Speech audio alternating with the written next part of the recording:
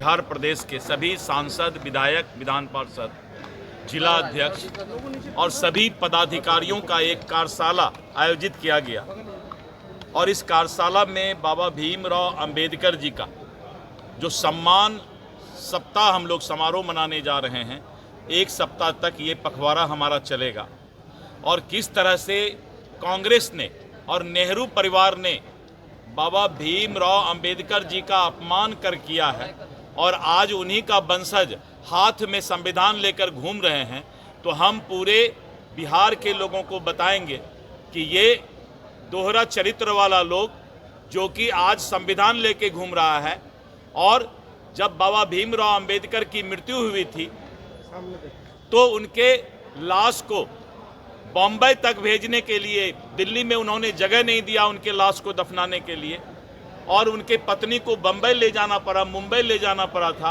उसका भी जहाज का भाड़ा इस नेहरू की सरकार ने उनसे, उनके पत्नी से मांगा था। नेहरू परिवार का कोई, चाहे नेहरू जी हो, चाहे इंदिरा जी हो, चाहे राजीव गांधी हो, 50 एकड़ जमीन उनके परिवार को उनके स्मारक के लिए दिल्ली में दिया जाता है, लेकिन बाबा भीमराव अंबेडकर के स्मारक बनाने के लिए भी कांग्रेस ने 1 इंच भूमि दिल्ली में नहीं दिया था। 2016 में श्री नरेंद्र मोदी जी की सरकार ने उसके स्मारक बनाने के लिए, उनके स्मारक बनाने के लिए शिलान्यास किया और 2018 में स्मारक बन के तैयार हुआ। उसी तरह 1990 में अटल जी के समर्थन में जो है बाबा भीमराव अंबेडकर जी को भारत रत्न की उपाधि दी गई।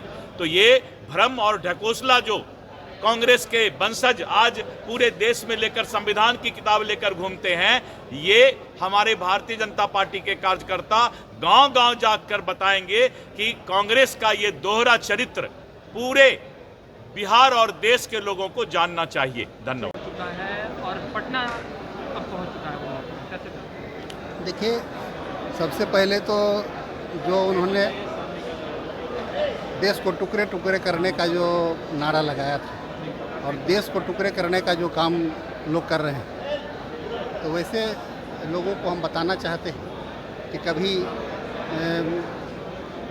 किसी यात्रा के नाम पर घूमते रहते हैं तो जनता समझती है, कभी भी उनके बहकावे में नहीं आएगी। और आदरणीय नीतीश कुमार जी के नेतृत्व में बिहार में किस तरह से लोगों को रोजगार मिला है, लाखों की संख्या में शिक्षक में बहाली हुई है, बिहार पुलिस में बहाली हुई है, हर अलग अलग क्षेत्र में बहाली हुई है, तो निश्चित रूप से रोजगार मिला है, उद्योग धंधा का विकास हुआ है।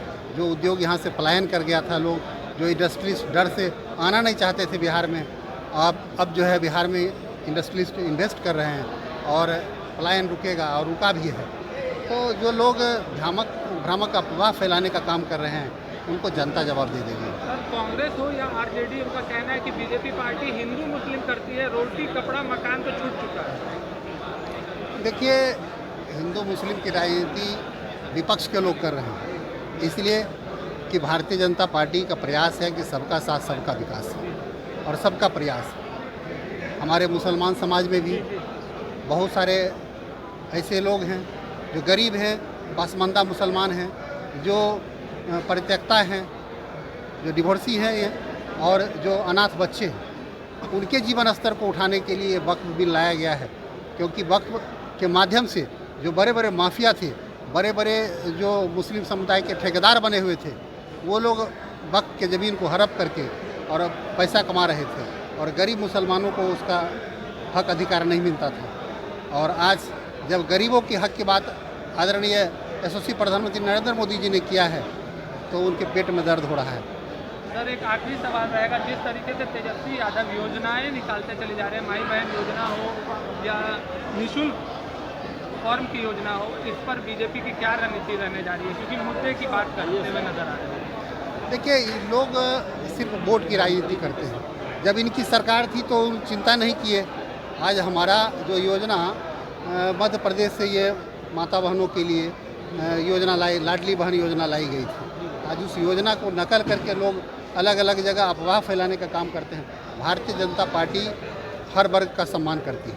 महिलाओं के सम्मान के लिए देखिए, इतने दिनों के बाद हमारी पार्टी ने, एनडीए की सरकार ने महिला सशक्तिकरण के लिए बता रहे हैं। जेडीयू जो विधायक है, उनके भांजे की हत्या हुई है। देखिए, जब से सुशासन की सरकार बनी है, विकास पुरुष नीतीश कुमार जी के नेतृत्व में एनडीए की सरकार में अपराध काफ़ी घटा है। पहले जो अपराध का ग्राफ था बिहार में, अगर उसको एनालिसिस करें अगर आप, तो किस तरह से लोग यहाँ से डॉक्टर समुदाय हो या बिजनेसमैन समुदाय हो बिहार से पलायन कर गया था। लोग अपराध के डर से सामने निकलते नहीं थे, तो उस हिसाब से अपराध में काफ़ी इम्प्रूवमेंट हुआ है। छिटपुट जो घटनाएं घट रही हैं उस पर भी को संज्ञान में लिया जा रहा है और कोई भी अपराधी बचते नहीं हैं। ये भी हो रहा है। निश्चित रूप से आप देख रहे हैं कि किस तरह से जो बड़े अपराधी हैं उनका इनकाउंटर भी हो रहा है। तो निश्चित रूप से अपराधियों में एक भय का माहौल बना है और बिहार में आदरणीय नीतीश कुमार जी के नेतृत्व में सुशासन की सरकार